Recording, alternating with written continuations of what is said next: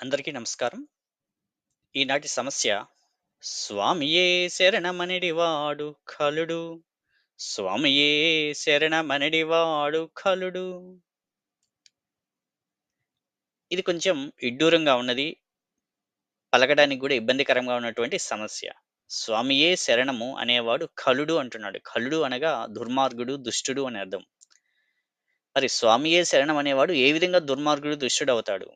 మనకి స్వామియే శరణం అనగానే అయ్యప్ప స్వామి యొక్క భక్తులు చేసేటువంటి శరణఘోషగా మనకి అర్థమవుతూ ఉంటుంది. ముఖ్యంగా అదే మన మనసుకి వస్తూ ఉంటుంది. అటువంటి ఇది స్ అయ్యప్ప స్వామి భక్తులంటే ఎంతో దీక్షతోటి, ఎంతో నిష్ఠతోటి, ఎన్నో నియమాలను పాటిస్తూ వారు వారి దీక్షను కొనసాగిస్తూ ఉంటారు.